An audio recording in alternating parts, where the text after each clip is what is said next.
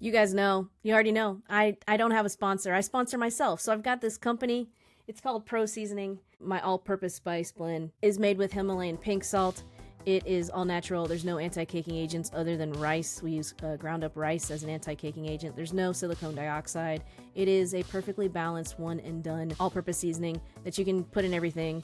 My dad says put it in everything except for your fruit salad. My steak seasoning is made with porcini mushroom. This is gonna knock your socks off. It is my opus to a great steak. It is also made with Himalayan pink salt. There's also no silicone dioxide in this recipe. You can just sprinkle this on your steak. I would liberally coat it, sear it in a cast iron skillet, cook it to medium rare. It's gonna be one of the most delicious things you ever ate. You can also use it in chicken salad or just to season your vegetables. The porcini mushroom has big umami flavor. There's cracked black pepper, there's shallots, there's garlic. You're gonna love this. My barbecue spice is made with coffee. It's a coffee barbecue spice. You can use this on chicken wings in the air fryer to give it like a little barbecue flavor. There's a little bit of brown sugar in it. This is really great for roasted root vegetables. You drizzle with a little bit of honey. Great for barbecue chicken. Great for brisket. This is like, there's nothing like this on the market. You're gonna love this barbecue spice. So head to chefnikki.net and order today. You wanna talk about food? I wanna talk about food. Let's talk about food. What else are we gonna do? We're gonna have what else to do. Let's go. All right, everybody, welcome back to Nikki Talks Food. I am Nikki Pettineo. This is my podcast. So I haven't podcasted in a couple of weeks. Yeah, a couple of reasons. One reason, exactly 2 weeks ago, I had surgery. I'm okay. You know, I'm just whatever. I don't mind being open about stuff like this. So, it was butthole surgery. I'm just kidding. It wasn't. It wasn't. It was, so 5 years ago, I had breast cancer. I opted to have a double mastectomy, because when I was 19, I had thyroid cancer, and I just didn't want to like every year be like, my mammogram, whatever. So I said, just take them off. It's fine. So I'm like a Ken doll, you know? But you know, your body settles how it settles, and mine just never like settled right. So I had a little extra skin. So, I mean, it was more cosmetic than anything. So, you know, I just had the extra skin removed, but you know, it still was, you know, I'm still recovering. Also, I kind of stumbled on something, a big, really big, God, I'm like five episodes into Nikki Talks Food. Actually, this is episode 4. I'm 4 episodes into Nikki Talks Food, and I'm already like learning how to be a journalist. And I kind of stumbled on something that ended up being a very major thing. And so you'll find out more about that in the coming weeks. So stay tuned. But just know I'm doing the most. And I'm wearing my sunglasses today because I just don't feel great. I don't feel like, I mean, I did get a haircut, so, my hair does look crispy clean. I get my hair cut by a guy named Cliffo, Chosen Image Barbershop. He's my guy. If you're in Tallahassee, go see him. But anyway, so I got a crispy new haircut, but I just don't feel like, I feel like my eyeballs are probably bloodshot or whatever. I don't know. So I'm wearing sunglasses. I'm not trying to be cool. I just don't want to be seen all that much. Like, I just kind of want to hide somewhere. So that's why. So listeners, if you're listening, I'm wearing these like, just like tinted shades, a la the 70s. Like, they're like serial killer vibes, but with, a little tint to them. So whatever. All right. So yeah, a little surgery, but I'm recovering. I'm fine. I made some soup ahead of time. That recipe's on my website for chicken soup. Or I have a YouTube video on it, and I made some bone broth, and it's so healthy, whatever. So that's what. All right, so let's kick it off with what I'm here for. You guys know, Ooh la and la. this episode is just me. We're gonna have a little chin wag, a little catch up sesh.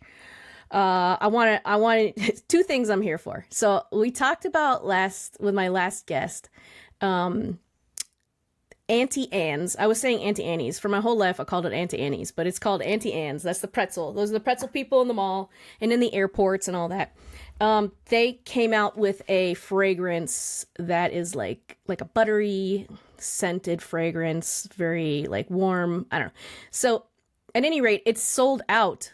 Like, I had set my alarm to be able to purchase the fragrance as soon as it came out, and it sold out before I could even get there. And then Auntie Anne's came out, and they realized, oh my God, they on their social media, they were like, we're just a pretzel company.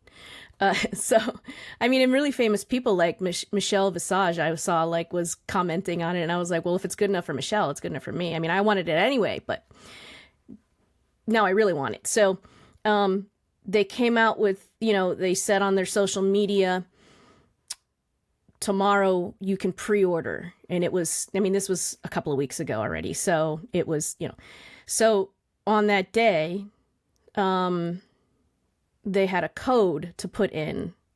And I realized that the code was like the day and time of the pre-order. So I thought I cracked the code, but I also, it may have been like I logged in or I went onto the website right at 12 o'clock. So I'm not sure if I'm like a code breaker. And I'm giving everybody the code on the threads of their social media. The code is this, guys. Like like I'm some sort of World War II code breaker. But whatever.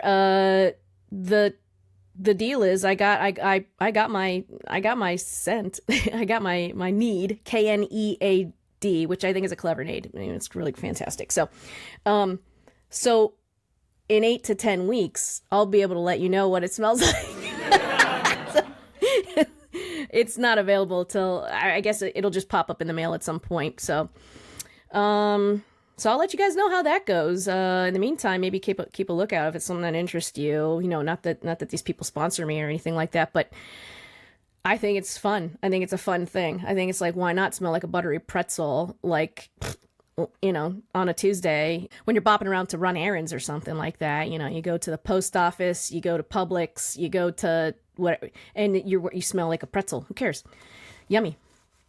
Okay, the second thing I'm here for, because I always do like what I'm here for and what I'm totally over. So the second thing I'm super here for, and I've like followed this creator on TikTok for a while. She goes by Fallacious, Falasious. She is British, and I'm going to play a little bit for you. Just get a kick out of, she packs her husband's name is Mark. She packs Mark's lunch every day. And it is unlike a lunch we would pack in the US. First of all, not to call her out. I comment this all the time, but I think Mark needs a little more protein because the sandwiches, they're very British. It's the freshest bread. Like, this woman goes to the store probably every day, gets this guy these beautiful fresh breads. They always look so fluffy and European, and unlike ours in the US where it's like full of what's that stuff called? Dough conditioners and silicone dioxide and all that kind of stuff. It looks so preservative free. Like, it just looks good. And then British people, as opposed to us, they don't put mayonnaise on their bread. They put butter. So she puts like room temperature butter. She like puts it on the bread. Then she takes the tiniest little cheese grater. It's like this big. It's like the size what you would grate like nutmeg, but she's grating like probably at least 3/4 of a pound of like she's grating up a block of like English cheddar, which also looks heads and shoulders above what we have here in the US. Like, and it's just regular, cheese for them, but for us, like, we would have to pay a premium for that cheese. So she's got this English cheddar. She grates it up with the tiny grater, and she probably puts like, I don't know, maybe 4 to 6 ounces of this grated cheese. So it's like piled up. So you got the butter on this fresh bread, you got this shredded cheese, and then she puts coleslaw on it and then closes it up, and that's a sandwich, and he'll take it to work. Like all this other stuff, like all these other snacks, and the snacks are amazing. Another sandwich I watched her make the other day, and I may play a clip of this, we'll see, but I watched her make this sandwich, and it was the butter, it was the bread, it was green grapes cut in half, very thin sliced pineapple, and salad cream, which is an English, it's a UK, I don't want to say, it could be like a dressing. You probably could get it in your international aisle. It's just as popular, like as like the British baked beans that you'll see in like your international aisle or the English aisle, the UK aisle at your grocery store. And so they'll usually have salad cream there too. And it's, I mean, it's like versatile for they put it on their salad, you put it on your sandwich, you know, it's like a sweet mayonnaise-y, maybe has some like pickly component to it sauce that British people use. So anyway, let's hear a little clippy. Of her. I love her. And this is not to dig on her. I think she's this, in fact, she reminds me of my aunt, who is no longer with us, my Aunt Phyllis, who I love dearly. She was like a second mother to me growing up. She was from Scotland. And this lady, she just reminds me of so much of Phyllis. And I think that's kind of like the main reason why I get such a kick out of her. But let's hear about Mark's lunch. Good evening, everyone. I'm late again for Mark's lunch. That's how she starts. Good evening, everyone. And she's like so smiley, But anyway, I'm using the bread that Daisy made today. Look at that. Oh, Daisy made bread. That's the daughter. It will be smaller slices. So what I'm going to do is I'm going to try. Wait, let's try another one. I want to hear. That's an unusual thing that Daisy makes bread. So unless I do think that Daisy's been baking a lot more, and so she's been using a lot of Daisy's stuff in the lunches. But okay, I want you to hear a classic. Well, it's a late one tonight, but for Mark's lunch tomorrow, he's going to have a cheese and herb sub roll. Got them from Tesco. I love Tesco. Okay. Sainsbury, Tesco, They've been in the freezer. Morrison's. Oh look, they've got the cheese going through, a bit like that M&S roll as well. Marks and Spencer's, M&S. So we've got some butter on the bottom. Butter on the bread. The other thing I love is that she uses the back of a spoon to spread the butter. And then we've got some cheese. I'm just so charmed by that. Slice it today. Oh, she's slicing the cheese today. Love it. Shredder, whatever it's called, slicer. She's using a pie-shaped cheese slicer. Cheese, Lulu. And we're slicing very thin slices of this sexy-looking cheddar. And she's just having a laugh. Making Mark's lunch. Every day Mark gets a lunch, which I find is so sweet. You make lunch for your husband. Thicker. Okay, so she's slicing the cheese. So this is how much cheese goes on there. People that say, "Oh, I like it sliced." So this is for you. This is for us because, you know, ordinarily she shreds it and she'll just shred it with that tiny little cheese grater. And it's the most adorable, charming thing I've ever seen in my freaking life, man. This lady, I just love her so much. So with that, Mark's going to have some piccalilli. Piccalilli. Which I'm not 100% what piccalilli is. It looks like some kind of preserve, peppery, pickled pepper type of thing. And that is going on. So far we have bread. We have butter, we have sliced cheese, and then piccalilli goes on there. It's so good. It's like almost like ASMR, like where it's just listening to her. Okay, so the the sandwich is done. So what went on the sandwich is, like I said, is the bread, the butter, the cheese, and the piccalilli, and that's Mark's sandwich. And then what else goes in there is usually like he gets like grapes. He also will get like a couple of chocolates, like a little couple of chocolate bars. She'll give him a packet of crisps. She gives him a Belvita for the train. But Mark rides his bike to the train. So the only thing I would like really say is like, I don't know if like ready-made protein shakes are available to the folks in the UK, but I would definitely add that to Mark's lunch. But other than that, I mean, she does a good job. It's very sweet. It's very British. And it's very like, and she's on TikTok. She's cool. I like her. So I'm here for that. That's it. I just want to share you that. Like, you know, this podcast is talking about food. So shit, man. We talking about food with that. Okay. All right. So that's Mark's lunch. All right. Let's have a toothpick together. Okay. We don't smoke. I don't smoke, but I will have a toothpick because I need this so that I can talk about what I'm over. Cinnamon flavor. These have tea tree oil. I love these guys. Little tea tree oil, little toothpick. It's very hearty. It's very thick. So you can suck on it. you can chew on it. Whatever. Anyway, so let's have a toothpick. We don't smoke. We're gonna have a toothpick. All right. I'm totally over. Nailed. And this has to do with my investigation into something that I kind of stumbled on, which ended up being a big deal that we're going to talk about in podcasts from now. I have to kind of get my ducks in a row with this. Like I said, I'm just a chef that loves to talk about food. And then I stumbled on something and I'm like, this needs attention. We have to talk about this. So at any rate, let's talk about what I'm totally over. And what I'm totally over is the patriarchy. I'm totally over the patriarchy. And I want to do a little story time situation. You know, I'm new to podcasting, but I have so much to talk to you guys about. I have so many stories to share with you. So in 2016, I got my certification as an executive chef, right? Certification as an executive chef, CEC. It's a certification through the American Culinary Federation. And the next highest certification is Master Chef. I'm nowhere near the level of Master Chef, obviously. You have to, it's just not something that's in my path, I think. I want to stay at a CEC level. It's a very high certification. For me, it opened so many doors. You know, I also got a bachelor's degree in food and beverage management. And those two things together had a very positive impact on my career. So when I applied for the next job that I got, I was paid equal. And I beat this drum all the time. I tell anybody that I can, if you can, get a certification, because it helps.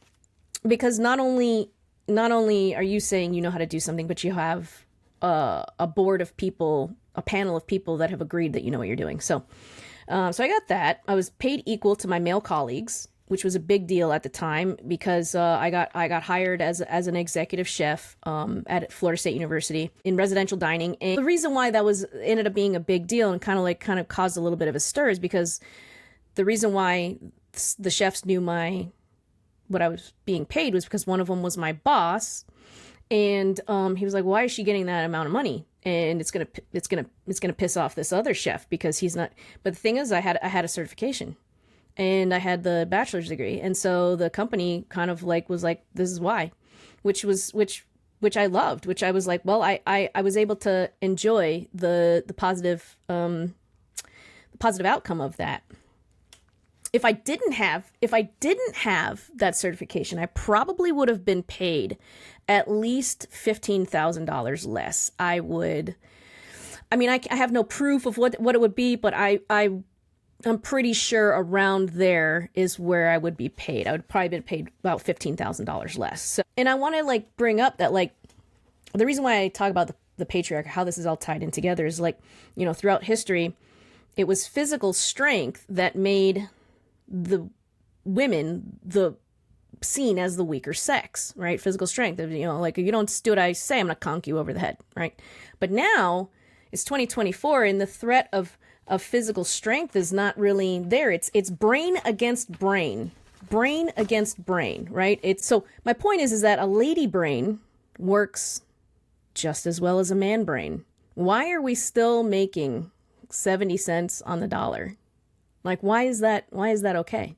I feel like if an alien came down from space and you explain that to them, they'd be like, why? They wouldn't understand it unless they are true or no, the patriarchy is great. I don't know. But, you get my point. Oh, even when I was teaching culinary school, years ago, sometimes if we did events, we had events going on and stuff like that. Sometimes guests would go up to my male students, my adult male students, because culinary school, it attracts all kinds of people within their lifespan. Maybe this is their second act and they're retired from the state. I'm in Tallahassee, so a lot of people retire from the state very young and they want a second act. So culinary school sometimes is we had a lot of adult learners there. So I would be at the event and so a guest would walk up to my adult male student, and my student would turn around and go, "No, the chef is here," and turn around to 5 foot me, and the guest would it would always be a surprise. So I also I've had to kind of make it a point as I get older to not cover my gray hair, to let the gray just go, because if I was in a different career, and I'm not sure, I've never been in a different career other than food and beverage or teaching about food and beverage. And I've just been in this industry for since that's it. That's all I've done. But I've made it a point to not cover my gray hair. And I want to know if anybody of you guys, any of you ladies out there, or if you identify as female, if you have had the same, experience where you're like, well, maybe I will let those crow feet kind of go. Maybe I will kind of, not cover up my gray hair just so you have a little bit of a, age on you so that you don't get treated like a little girl, for lack of a better term. But even still, some people come up to me, like for instance, my wife has never, we're totally opposite. She's never not worked in an office. So when she comes with me to like farmers markets or on occasion, and I have the spice company, Pro Seasoning, made by a pro, so you can cook like a pro. I sell my spice at different farmers markets, and I do demos and such. And sometimes I bamboozle her into coming with me. And then she always says, she's like, "What's wrong with people?" And I go, "What do you mean? This is it. This is them. They're just peopling around, They're just being people. This is they say the weirdest stuff to you. I was doing a demo a couple of months ago. Guy at the demo came up and wanted to taste. I had already gave dessert out, right? Here's your dessert. Bing, bing, bing, bing, bing. You guys are all eating, all happy. Because I have a habit of, I like to get people eating and then I demo it while you're eating. That's my trick. Because I want you, it's like a pacifier to me. Here you go. And then I'll demo it while you're eating. So you're just like, nom, nom, nom, nom, nom, and I'm just like this is how you do it. I feel like it's a better environment for everyone. So I was demoing something. They're all eating it. And the guy came up to me and said, "I want to taste what you just made. I don't believe you made everything else."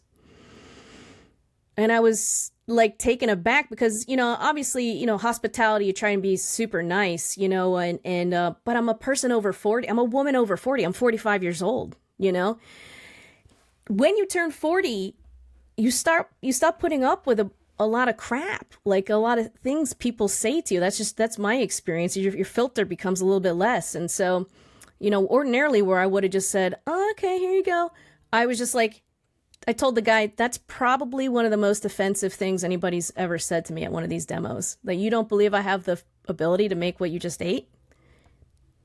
And it didn't even dawn on him that was a rude thing to say. He just sauntered up and just told me, and just opened his mouth up and just spit this drivel out. And I was like, where does that come from? What is the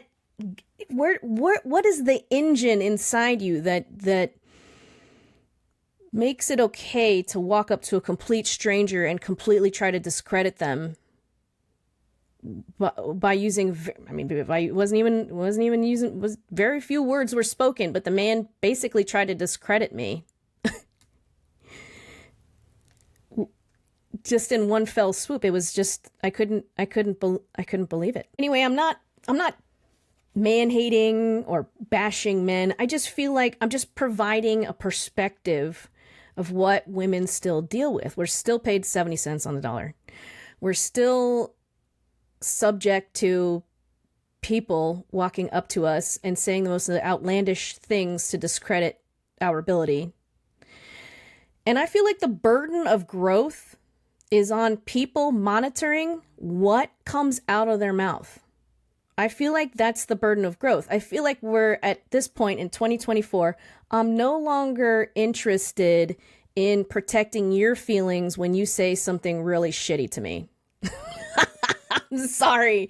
And it seems to be kind of like an innate thing now that I'm over 40. I mean, I'm 45, so I'm 5 years into this, way that I deal with people. But I think the burden is on the ding dong that comes up to you and says something outlandish to discredit you, to make you feel small. There's things, there's things that people either work hard at doing as far as like making you feel small, or it's just an innate thing where it just comes naturally to them. I don't know. What are your thoughts? What are your thoughts, guys?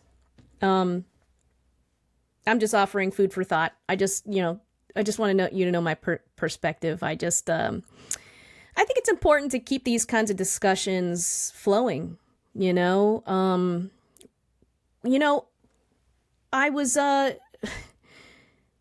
I was talking to an employee years ago, regarding women being paid less than men, and he goes, "That still happens?" I was like, yeah, it still happens. Yeah. It's still an okay thing for people to do. It's almost like it is like sexism is allowed. Like we've allowed it. We've made a social contract with each other in the United States. I don't know about other countries. I have lived here my whole life, so I wouldn't know any other way. It's almost like we've made a social contract that sexism is a-okay.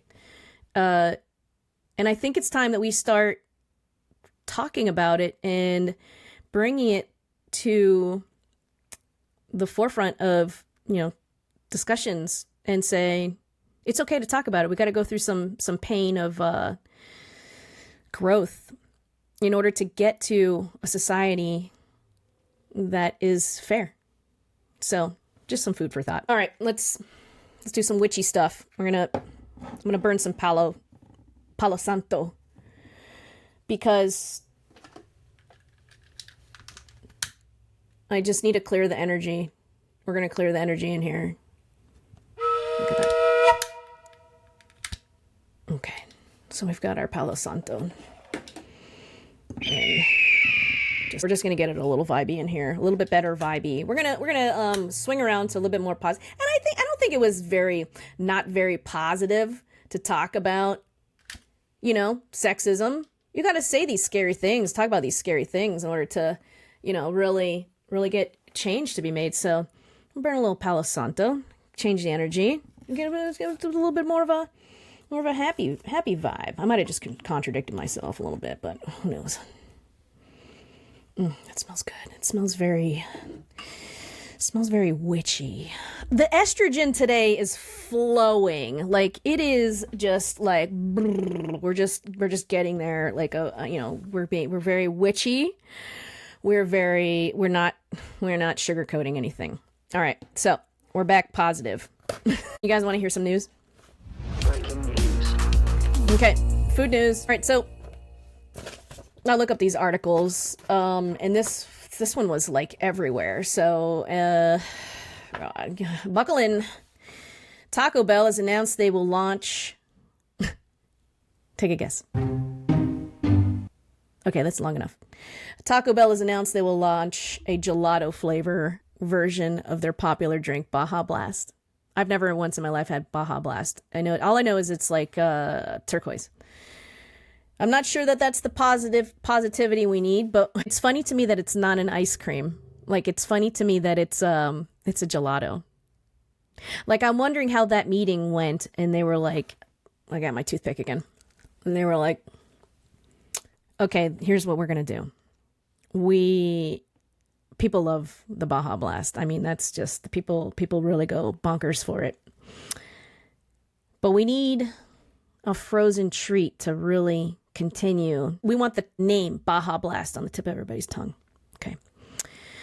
Make a frozen dessert. We got rid of the Choco Taco. That's no longer with us. We have the cinnamon twists. Those have been around since the 80s. What I'm talking about is something real unique. Something real catchy. Ice cream is passé. But what if we made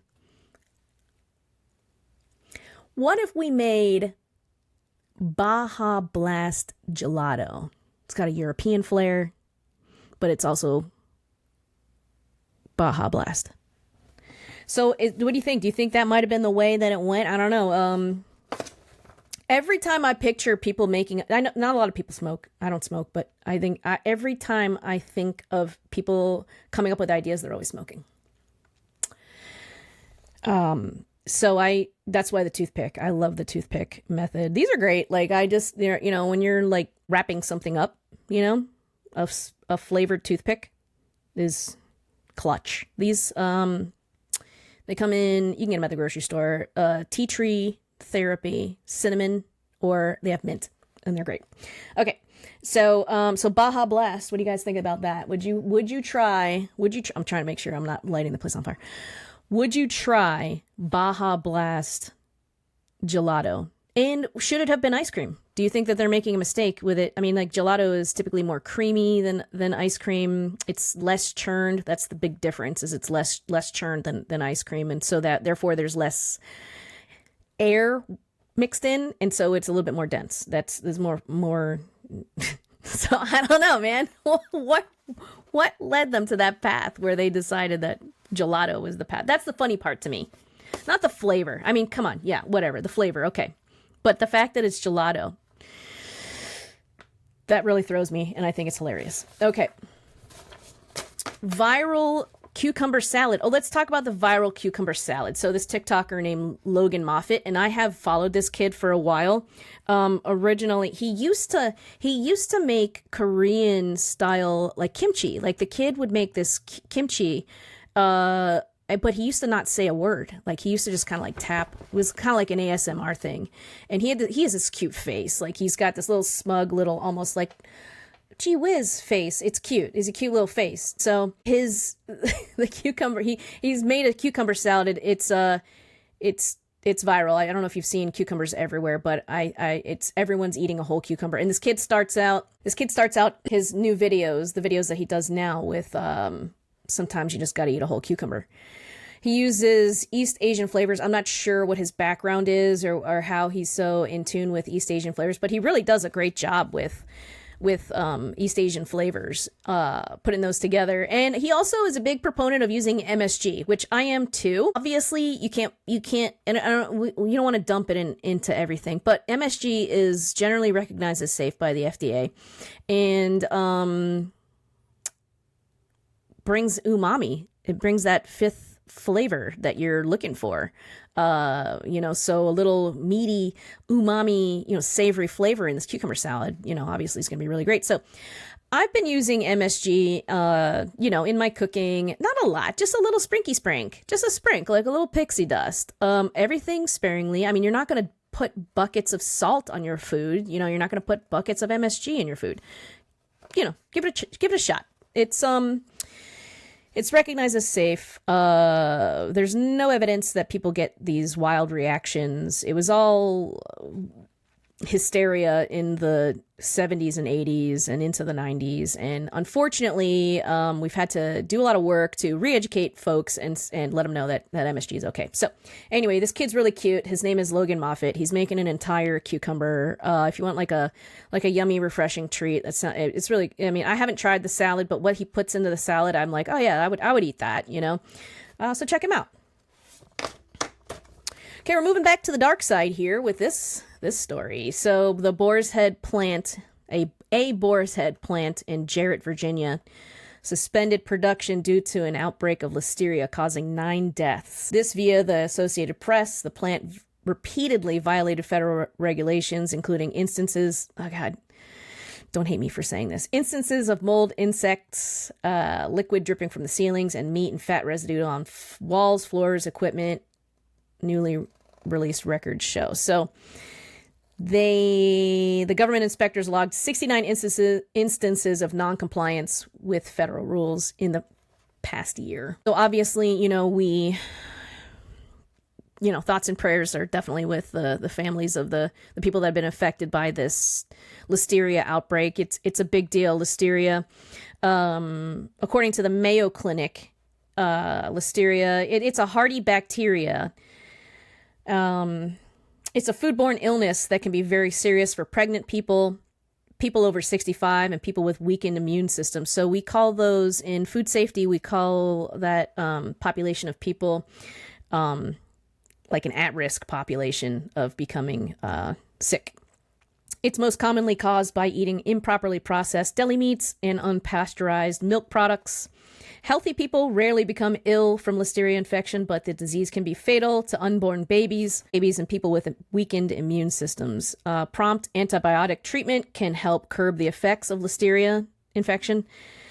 Listeria bacteria can survive refrigeration and even freezing, so people who are higher at risk of serious infection should avoid eating the types of food most likely that contain Listeria. So that would be raw milk, unpasteurized milk, and deli meats.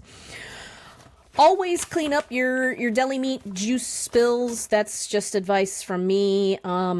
What can happen is, Listeria also, smaller outbreaks happen. This one is nationwide, obviously, from this plant that was unfortunately not keeping up with sanitation practices. Smaller outbreaks can occur like on a local level if your the deli that you get your meat from, doesn't clean the slicer very well. They don't sanitize it, and the bacteria grows, then you can have a Listeria outbreak from that. That's why they advise elderly people and pregnant women and people that have a weakened immune system to stay away from deli meats. That would be why. Okay, let's bring it back to something nice again. We're on a yo-yo track here, man. We're like yo-yoing happy, sad, happy, sad. It's not sad, it's just information. We're just, we're talking about food, so...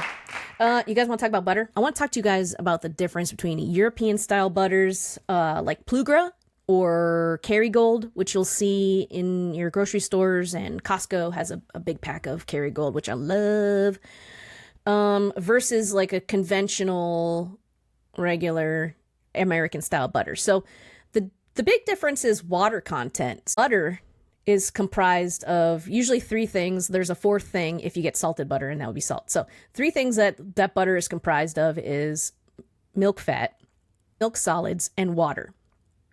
So European style butter is 82 to 85% fat, right? So that means it's 15% water, right? Yeah, that's right. 15% water. American butter is 80% fat. So it's 20% water. So you get, there's just more water. So choosing the right butter for the right job is important. American butter, because of the water content, is better for baking because you don't really see the money. And so European style butter is more expensive. And the reason why it's more expensive is because it's got more money in it. It's got more milk fat. You're paying for more water with American style butter. When you bake, you need that extra water for steam so that your cupcakes rise, the leavening happens. You may not necessarily need more fat when you're baking, although it's possible the recipe might be better because it's a little bit more rich. But on average, I wouldn't put I, as a chef, do not put expensive butter in baked goods. That's just not, I don't do that because you don't really see you don't really get to enjoy the money you spent on the nicer butter. That's just how it is. So European butter is more for finishing. It's for finishing sauces. So if I'm doing chicken piccata, right? And I'm making like a lemon wine butter sauce, I'm going to use a good butter because that you'll be able to taste that richness, and I'm only using a little bit. Right, because I'm finishing the sauce with this really good butter. If I'm serving a bread service, I'm going to use a good butter because it's a star of the show. Is that good butter?